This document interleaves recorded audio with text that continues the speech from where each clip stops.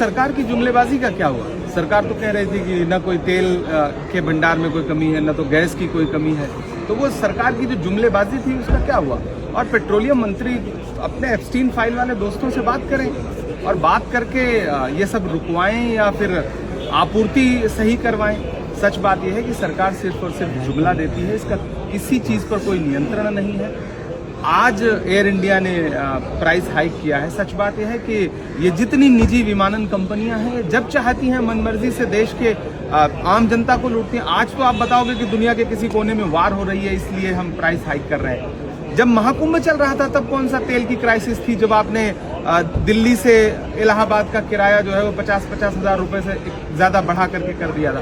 तो दरअसल ये सरकार लुटेरों की सरकार है।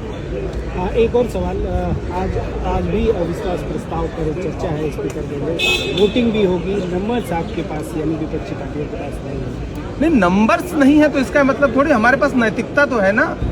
नंबर सरकार के पास है, नैतिकता विपक्ष के पास है। जिस तरह से सभापति महोदय यानी कि स्पीकर साहब जिस तरह से बायस्ड होकर के विपक्ष की आवाज को चलते हैं, उसके बाद विपक्ष के पास ऑप्शन क्या बचता है? आप पार्लियामेंट की कार्रवाई उठा करके देखिए, भाजपा के सांसदों को जितनी घटिया भाषा इस्तेमाल करने देती है हमारी संसद, वो इतनी शर्मनाक है। उस कार्रवाई को संसद से हटाया भी नहीं जाता और रिकॉर्ड बनाया जा रहा है। नेहरू जी से लेकर के मौजूदा नेताओं तक पर जिस तरह की भाषा का इस्तेमाल भाजपा के चंद तथाकथित सांसद करते हैं, उसको भाजपा के नेता भी तो सुनते होंगे, प्रधानमंत्री जी भी तो सुनते होंगे, और बिना प्रधानमंत्री की शह से ये कैसे हो सकता है?